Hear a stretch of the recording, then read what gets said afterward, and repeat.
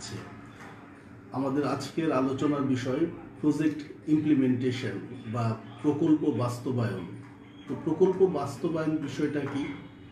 প্রকল্পের লক্ষ্য অর্জনের জন্য গৃহীত পরিকল্পনা এবং অনুসূচিকে বাস্তবে রূপ দেওয়াকেই প্রকল্প বাস্তবায়ন বলে। আমরা জানি যে প্রত্যেকটা প্রকল্পের একটা নির্দিষ্ট লক্ষ্য থাকে এবং সেই লক্ষ্যকে বাস্তবে রূপ দেওয়ার জন্য পরিকল্পনা প্রণয়ন করা হয়, শিডিউলিং করা হয়।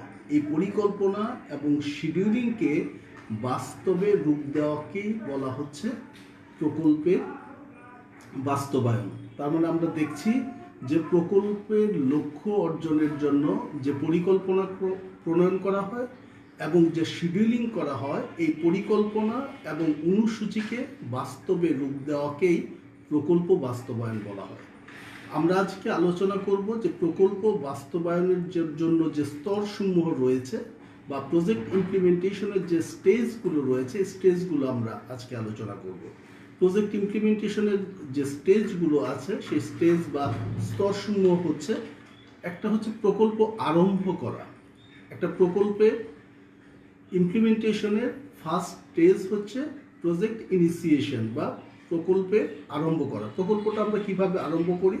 প্রকল্পটা আরম্ভ করার জন্য আমাদের বেশ কিছু কাজ করতে হয়। প্রকল্প আরম্ভ করার প্রথম কাজ হচ্ছে পিডি নিয়োগ। পিডি মানে হচ্ছে প্রজেক্ট ডিরেক্টর। প্রত্যেকটা প্রকল্পকে সুষ্ঠুভাবে পরিচালনার লক্ষ্যে, প্রকল্পকে বাস্তবায়নের লক্ষ্যে, প্রকল্পের লক্ষ্য অর্জনের জন্য একজন প্রকল্প পরিচালক নিয়োগ করা হয়। ইংরেজিতে বলা হয় প্রজেক্ট ডিরেক্টর, বাংলায় বলা হয় প্রকল্প পরিচালক এবং সংক্ষেপে বলা হয় পিডি। তারপর আমাদের কি করতে হয়? এই পিডি নিয়োগের পরে যে কাজটা করতে হয়, যে একটা প্রকল্প বাস্তবায়নের জন্য যে পরিকল্পনা প্রণয়ন করা হয়েছিল, এই পরিকল্পনাটা কিভাবে বাস্তবায়ন করা হবে তার জন্য কৌশল নির্ধারণ করা হয়। প্রকল্প আরম্ভের এ পর্যায়ে একটা গুরুত্বপূর্ণ কাজ হচ্ছে একটা প্রকল্পের জন্য বাজেট নির্ধারণ করা। তোমরা নিশ্চয়ই জানো যে বাজেট কি, তারপর আমি তোমাদের স্মরণ করিয়ে দিচ্ছি। বাজেট বিষয়টা মূলত একটা পরিকল্পনা।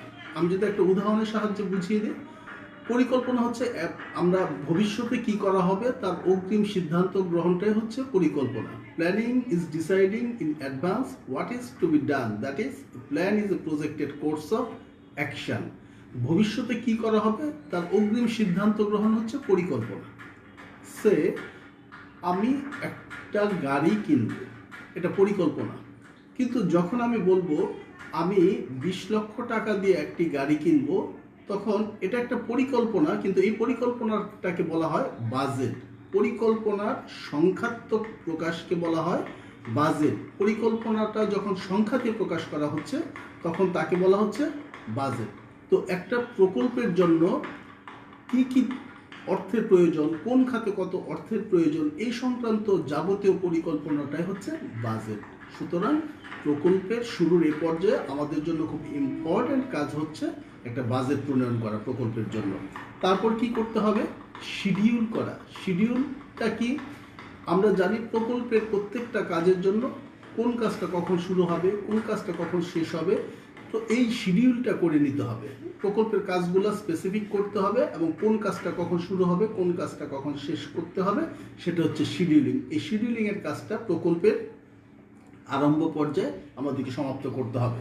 তারপরে একটা প্রকল্প বাস্তবায়ন করার জন্য কিছু আর্থিক এবং কারিগরি দিক থাকে, এবং এই আর্থিক এবং কারিগরি দিকটা বেশিরভাগ ক্ষেত্রে একটা প্রকল্প যখন পরিচালনা করা হয়, ব্যবস্থাপনার কর্মকাণ্ড পরিচালনা করা হয়, তখন এই কারিগরি দিকের কাজটা সহায়তা নেওয়ার জন্য বিভিন্ন পক্ষের সাথে চুক্তি সম্পাদনের প্রয়োজন হয়ে থাকে।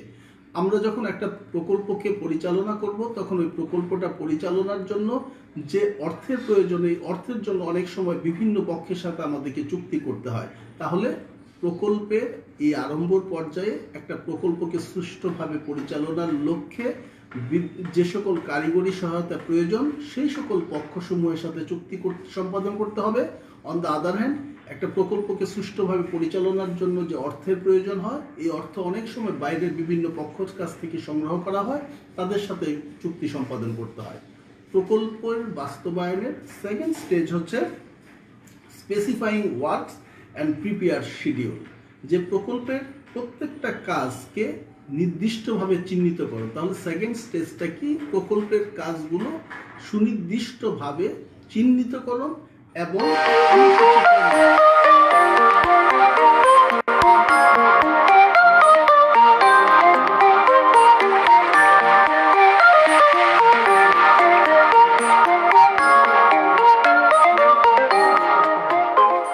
প্ল্যান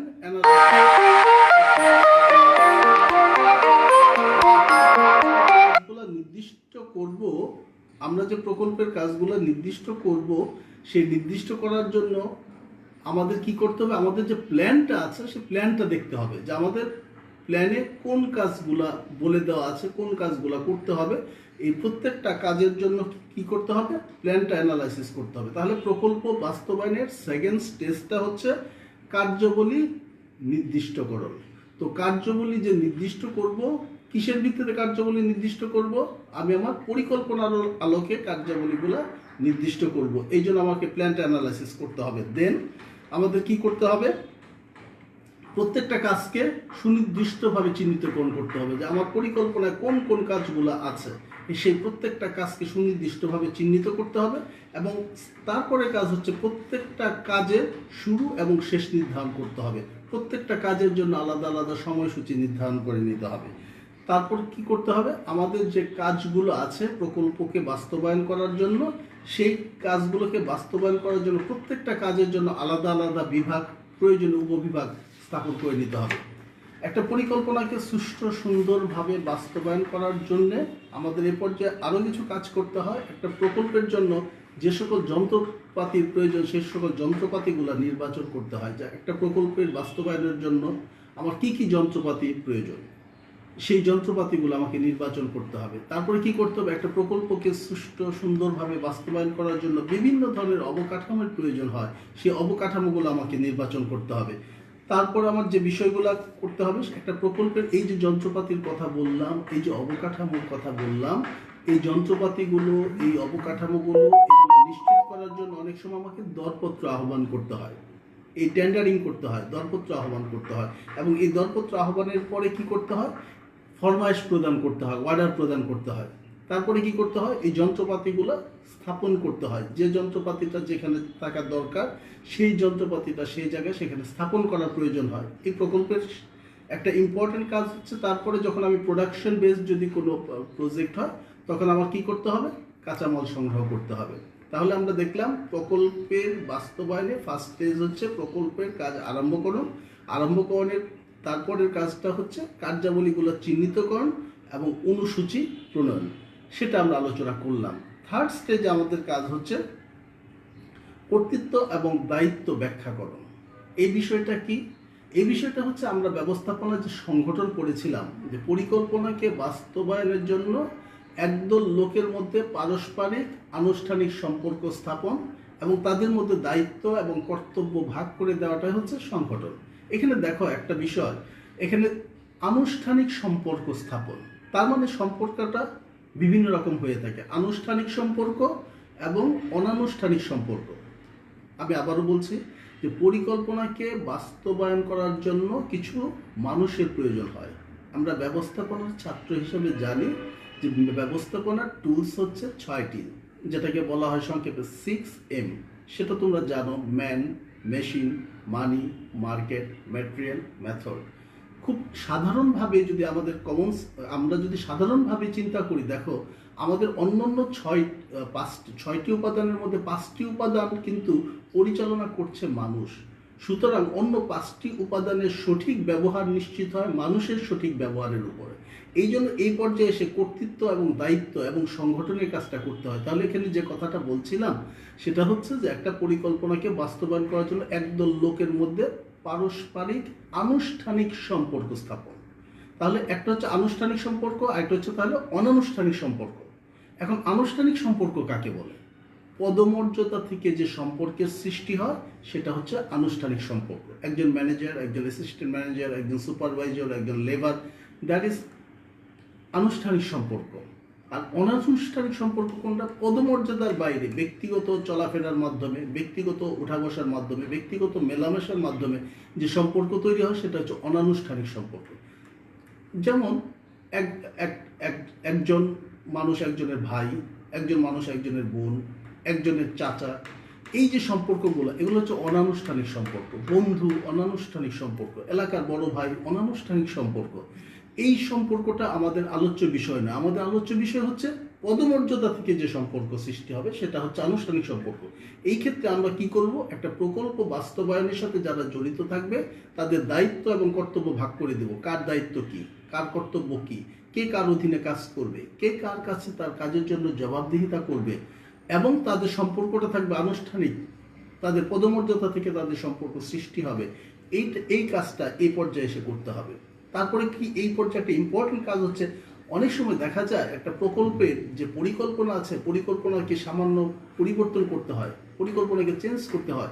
এখন এই চেঞ্জ করার অথরিটিটাকে এই পর্যায়ে এসে নির্দিষ্টকরণ করতে হবে। তারপর একটা প্রকল্প বাস্তবায়নের জন্য খুব ইম্পর্টেন্ট একটা টাস্ক হচ্ছে সম্পদ সংগ্রহ, অবটেইনিং রিসোর্সেস। এই রিসোর্সেসটা 3 ধরনের রিসোর্সের কথা আমরা একটা প্রকল্পের এই ক্ষেত্রে আলোচনা করব। একটা হচ্ছে মানব সম্পদ, একটা হচ্ছে অর্থ সম্পদ, একটা হচ্ছে বস্তুগত সম্পদ। আমরা প্রথমে আলোচনা আসি মানব সম্পদ বা হিউম্যান রিসোর্স। তো আমরা তো মানুষ বুঝলাম, কিন্তু মানব সম্পদটা কি?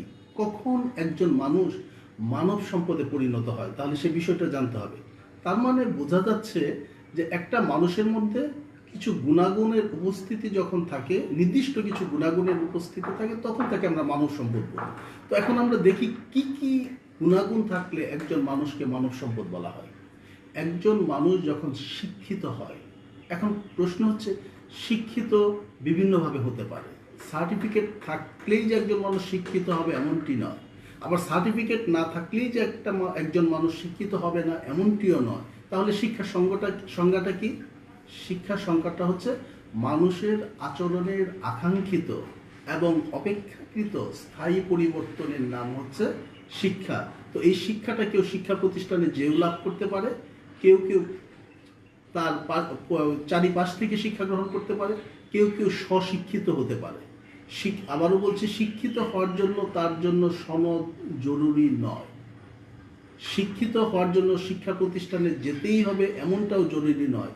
কেউ কেউ স্বশিক্ষিত হতে পারে। শিক্ষার মূল সংজ্ঞা হচ্ছে মানুষের আচরণের আকাঙ্ক্ষিত এবং অপেক্ষাকৃত স্থায়ী পরিবর্তনের নাম হচ্ছে শিক্ষা। মানব সম্পদ হতে গেলে তাকে শিক্ষিত হতে হবে। তারপর কি? কর্মঠ হতে হবে। একজন মানুষ শিক্ষিত, অনেক বড় ডিগ্রি আছে, অনেক ভালো কাজ জানে, কিন্তু সে কর্মঠ না, তাকে মানব সম্পদ বলা যাবে না। তাহলে একজন মানুষের শিক্ষিত, কর্মঠ, কৌশলী হতে হবে। কৌশলীটা কি?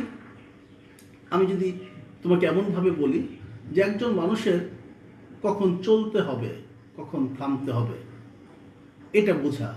কখন তাকে উঠে দাঁড়াতে হবে, কখন বসতে হবে, কখন হাঁটতে হবে আর কখন দৌড়াতে হবে, কখন বলতে হবে আর কখন শুনতে হবে, এই যে বোঝার ক্ষমতা এবং সে অনুযায়ী চলা, এটাই হচ্ছে কৌশল, এটাই হচ্ছে কৌশলী। একজন মানুষকে বাস্তবতার এই পারিপার্শ্ব বিবেচনা করে লক্ষ্য অর্জনে এগিয়ে যাওয়ার সক্ষমতাটা থাকতে হবে। তাহলে দেখলাম কি, মানব সম্পদ হতে গেলে একজন মানুষের শিক্ষিত হতে হবে, কর্মঠ হতে হবে, কৌশলী হতে হবে, বুদ্ধিমান হতে হবে। নাও কোশ্চেন, বুদ্ধিমান বিষয়টা কি? মানুষের চিন্তার গভীরতাটাই হচ্ছে বুদ্ধিমত্তা। মানুষ যখন একটা কাজ করবে তখন চিন্তা করে গভীরভাবে বিচার বিশ্লেষণ করে কাজ করবে, এটা হচ্ছে বুদ্ধিমত্তা। মানুষের চিন্তার গভীরতাই হচ্ছে তার বুদ্ধিমত্তা। তার মানে একজন মানুষের শিক্ষিত হতে হয়, কর্মঠ হতে হয়, কৌশলী হতে হয়, বুদ্ধিমান হতে হয়, সুস্বাস্থ্যের অধিকারী হতে হয়। একজন মানুষের সমস্ত গুণাগুণ আছে, সে শিক্ষিত, কর্মঠ, কৌশলী, বুদ্ধিমান, কিন্তু সে অসুস্থ, তাকে মানব সম্পদ বলা যাবে না। সর্বশেষ তাকে যে গুণের অধিকারী হতে হয় সেটা হচ্ছে দেশের উন্নয়নের হাতিয়ার হিসাবে নিজেকে প্রমাণ করা। একজন মানুষ শিক্ষিত, একজন মানুষ কর্মঠ, কৌশলী, বুদ্ধিমান, সুস্বাস্থ্যের অধিকারী, কিন্তু তার কর্মকাণ্ড দেশের স্বার্থের বিপক্ষে, তাহলে তাকে মানব সম্পদ বলা যাবে না। তাহলে মানব সম্পদ হতে গেলে এই সমস্ত গুণগুলো থাকতে হবে। একজন মানুষকে শিক্ষিত হতে হবে, কর্মঠ হতে হবে, কৌশলী হতে হবে, বুদ্ধিমান, সুস্বাস্থ্যের অধিকারী, সর্বোপরি দেশের উন্নয়নের একটা হাতিয়ার হিসাবে যখন নিজেকে প্রমাণ করতে সক্ষম হবে, সেই মানুষটাই হচ্ছে মানব সম্পদ। সেই মানুষটাকে আমাদের প্রয়োজন। সেই মানব সম্পদ, যথাযথ মানব সম্পদ সংগ্রহের সাফল্যের উপরে একটা প্রকল্পের সাফল্য বিশেষভাবে নির্ভর করে, অনেকাংশে নির্ভর করে। কারণ তোমরা একটু আগে দেখেছ, ব্যবস্থাপনার যে 6M, 5টা উপাদানের কার্যকারিতা নির্ভর করছে মানব সম্পদের উপর। সুতরাং একটা প্রকল্পের যথাযথ বাস্তবায়নের জন্য এই যথাযথ মানব সম্পদের সংগ্রহ খুব গুরুত্বপূর্ণ কাজ হিসাবে বিবেচিত। তারপর আমাদের যে বিষয়টা সংগ্রহ করতে হবে, অর্থ সম্পদ। অর্থ সম্পদটা কোথা থেকে সংগ্রহ করা হবে এটা নির্ভর করে প্রকল্পটা কোন ধরনের। কিছু কিছু প্রকল্প আছে, সেটা হচ্ছে ব্যক্তিক প্রকল্প। তো ব্যক্তিক প্রকল্পটা সাধারণত ওনার্স ক্যাপিটাল, মালিকের নিজস্ব তহবিল, মালিকের আত্মীয় স্বজনের কাছ থেকে ধার, বন্ধু বান্ধবের কাছ থেকে ধার, ব্যাংকের কাছ থেকে ধার, বিভিন্ন বিশেষায়িত আর্থিক প্রতিষ্ঠানের কাছ থেকে ঋণ গ্রহণ, এভাবে সে তার মূলধনটা সংগ্রহ করতে পারে, এভাবে তার অর্থটা সংগ্রহ করতে পারে। আবার কিছু কিছু প্রকল্প যেগুলো জাতীয় পর্যায়ের সরকারি মালিকানাধীন প্রকল্প, সেখান থেকে সরকার কিভাবে এই প্রকল্পের ব্যয়টা সংস্থান করে, সরকার কিভাবে অর্থ সংগ্রহ করে। সরকার একটা দেশের জন্য, জনকল্যাণের জন্য যখন কোনো প্রকল্প গ্রহণ করে, তখন সরকারের যে বার্ষিক উন্নয়ন কর্মসূচি থাকে, এই বার্ষিক উন্নয়ন কর্মসূচিতে ওই প্রকল্পের জন্য বিশেষ অর্থ বরাদ্দ রাখে। তাহলে সরকার, তোমরা জানো, একটা দেশের সরকার তার কর্মকাণ্ড পরিচালনার জন্য বিভিন্ন ধরনের পরিকল্পনা করে থাকে। তবে একটা জনপ্রিয় পরিকল্পনা হচ্ছে প্রত্যেক বছর সরকার তার দেশের কর্মকাণ্ড পরিচালনার জন্য বাজেট প্রণয়ন করে থাকে। একটু আগে আমি বলেছি, বাজেট হচ্ছে পরিকল্পনার সংখ্যাত্মক প্রকাশকে বাজেট বলে। একটা দেশে এক বছর সরকার কি কি করবে, কোন খাতে কত ব্যয় করবে, কোন খাত থেকে তার সম্পদ সংগ্রহ করবে, কোন খাত থেকে অর্থ সংগ্রহ করবে, এই সংক্রান্ত যাবতীয় পরিকল্পনাটা হচ্ছে বাজেট। এই প্রসঙ্গে তোমাদের একটা কথা বলে রাখি, সরকারের এই যে এক বছরের কথাটা আমি বললাম, এক বছরের ডিউরেশনটা কোথা থেকে কোথা পর্যন্ত। সরকারের যে এই যে বাজেট প্রণয়ন করে থাকে, সেটা একটা ফিনান্সিয়াল ইয়ারের জন্য। ইয়ার দুই রকমের, একটা ফিনান্সিয়াল ইয়ার, একটা হচ্ছে ক্যালেন্ডার ইয়ার। আমরা জানি ক্যালেন্ডার ইয়ার শুরু হয় 1 জানুয়ারি থেকে, শেষ হয় 31 ডিসেম্বর, 12 মাস। আর ফিনান্সিয়াল ইয়ারটা শুরু হয় 1 জুলাই, যেটা শেষ হয় 30 জুন, 12 মাস। তো এই যে সরকার একটা দেশের জন্য তার যে পরিকল্পনা করে 1 জুলাই থেকে 30 জুন পর্যন্ত সময়কালের জন্য, তখন তার বিভিন্ন রকম কর্মসূচি সেখানে ঘোষণা করে। তো কোনো প্রকল্প যখন সে গ্রহণ করে, তখন তার বার্ষিক উন্নয়ন কর্মসূচিতে সেই প্রকল্পের জন্য অর্থ বরাদ্দ রাখে। তারপরে সরকার কি করে, সরকার অনেক সময় বড় বড় প্রকল্প স্থাপনের জন্য, বড় বড় প্রকল্প বাস্তবায়নের জন্য সরকার দেশে এবং বিদেশ থেকে অনেক সময় ঋণ সংগ্রহ করে, অনেক সময় ফরেন এইড সংগ্রহ করে, সেগুলো দিয়ে তার প্রকল্পটা বাস্তবায়ন করে। এছাড়া প্রকল্প বাস্তবায়নের জন্য বিভিন্ন সংস্থার কাছ থেকে সরকার অনেক সময় ঋণ গ্রহণ করে থাকে। ওয়ার্ল্ড ব্যাংকের কাছ থেকে ঋণ গ্রহণ করে থাকে, এশিয়ান ডেভেলপমেন্ট ব্যাংকের, বাংলাদেশের কন্টেক্সটে বা এশিয়ার দেশসমূহের জন্য যদি বলি, এশিয়ান ডেভেলপমেন্ট ব্যাংক থেকে ঋণ সংগ্রহ করে, ইসলামিক ডেভেলপমেন্ট ব্যাংক থেকে ঋণ সংগ্রহ করে থাকে। বাংলাদেশের বিভিন্ন প্রজেক্টের ক্ষেত্রে অত্যন্ত গুরুত্বপূর্ণ ভূমিকা রাখে জাইকা, যা তাদের কাছ থেকে প্রকল্পের জন্য অর্থ সংগ্রহ করে থাকে। তারপরে আমরা দেখি যে বস্তুগত দ্রব্যাদি, বস্তুগত সম্পদ সংগ্রহ। একটা প্রকল্প বাস্তবায়নের জন্য বিভিন্ন রকম বস্তুগত সম্পদের প্রয়োজন হয়, যন্ত্রপাতির প্রয়োজন হয়, সেই সকল সংগ্রহ করা প্রকল্প বাস্তবায়নের এই স্তরের কাজ। তারপরে আমাদের কি কাজ করতে হবে, প্রকল্প বাস্তবায়নের জন্য নিয়ন্ত্রণের যে আদর্শ মাপকাঠি সেটা প্রণয়ন করতে হবে। নিয়ন্ত্রণ কাজটা কিভাবে পরিচালিত হবে সে বিষয়টা এখানে ঠিক করতে হবে। আসলে শিক্ষাটা হচ্ছে কম্পারিজন, যে আমি এক জায়গায় একটা বিষয় শিখলাম, তুলনামূলক বিচারে আরেকটা জায়গায় যথাযথভাবে এটার প্রয়োগটা হচ্ছে শিক্ষা। তো আমরা এই যে দেখো, আমরা ব্যবস্থাপনা করেছি যে নিয়ন্ত্রণের ধাপ বা পদক্ষেপ।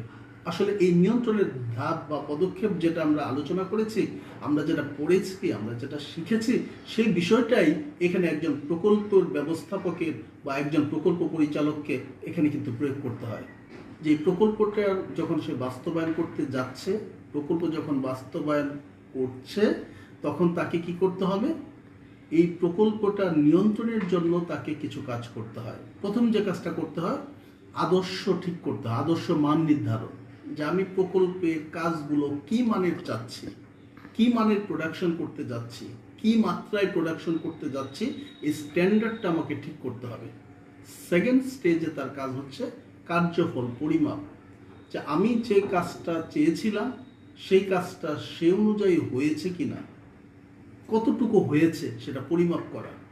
থার্ড স্টেজে এসে তাকে কি করতে হবে, আমি যে স্ট্যান্ডার্ডটা চেয়েছিলাম আর বাস্তবে যে কাজটা হয়েছে এই দুটোর মধ্যে তুলনা করা।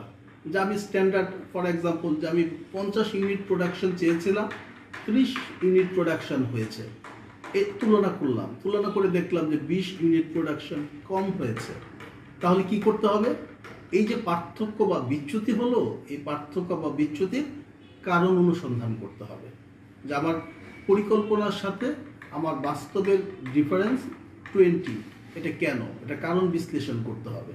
কারণ বিশ্লেষণ করে, উদাহরণস্বরূপ আমি বললাম যে পর্যাপ্ত ইলেকট্রিসিটি ছিল না, এই জন্য আমাদের প্রোডাকশন ঠিকমতো হয়নি, 20 ইউনিট কম হয়েছে। তখন কি করতে হবে, সংশোধনমূলক ব্যবস্থা দিতে হবে। সংশোধনমূলক ব্যবস্থাটা ফর এক্সাম্পল বলতে পারি যে পরবর্তীতে তাহলে কি করতে হবে, জেনারেটরের ব্যবস্থা রাখতে হবে। এটা হচ্ছে সংশোধনমূলক ব্যবস্থা। তাহলে আমরা কি দেখলাম, একজন প্রকল্প পরিচালক প্রকল্প বাস্তবায়ন করতে যেয়ে, প্রকল্পের যখন কর্মকাণ্ড চলছে তখন তাকে কি করতে হয়, নিয়ন্ত্রণের ব্যবস্থা করতে হয়। নিয়ন্ত্রণের জন্য তাকে কি কাজগুলো করতে হচ্ছে, প্রথম একটা স্ট্যান্ডার্ড ঠিক করতে হয়, আদর্শ মান নির্ধারণ করতে হয়, তারপর তার কার্যফলটা পরিমাপ করতে হয়, তারপরে কি করতে হয়, তার যে পরিকল্পনা এবং বাস্তবে কাজ যতটুকু হলো তার মধ্যে তুলনা করতে হয়। তুলনা করে কি করতে হয়, বিচ্যুতি নির্ধারণ করতে হয়। বিচ্যুতি নির্ধারণের পরের স্টেজের কাজটা হচ্ছে, বিচ্যুতি নির্ধারণের পরের কাজটা হচ্ছে তার বিচ্যুতির কারণ অনুসন্ধান করতে হয় এবং সর্বশেষ সংশোধনমূলক ব্যবস্থা গ্রহণ করতে হয়। প্রকল্প বাস্তবায়নের লাস্ট স্টেজ হচ্ছে যে প্রকল্পটা সুষ্ঠুভাবে সম্পাদন হওয়ার পর, প্রকল্পের লক্ষ্য অর্জিত হওয়ার পর এই প্রকল্পটার সমাপ্তিকরণ করতে হয়। একটা প্রতিবেদন, একটা প্রকল্পের যখন শেষ হয়ে যায়, প্রকল্পের লক্ষ্য কতটা বাস্তবায়িত হয়েছে, কতটা প্রকল্প লক্ষ্য অর্জিত হলো, কতটা লক্ষ্য অর্জিত হলো না, প্রকল্প বাস্তবায়নে কী কী সমস্যা ছিল, কী কী সুবিধা ছিল, এই সামগ্রিক বিষয়ে একটা প্রতিবেদন সম্পাদন করতে হয়। এভাবে একটা প্রকল্পের শুরু থেকে শেষ পর্যন্ত বাস্তবায়ন করা হয়ে থাকে। সুপ্রিয় শিক্ষার্থীবৃন্দ, প্রকল্প ব্যবস্থাপনা এবং 4th ইয়ারের আরও 2-1টি কোর্স নিয়ে আগামীতে তোমাদের সামনে হাজির হব ইনশাল্লাহ। তোমরা ভালো থাকো, সুস্থ থাকো, তোমাদের জন্য শুভকামনা।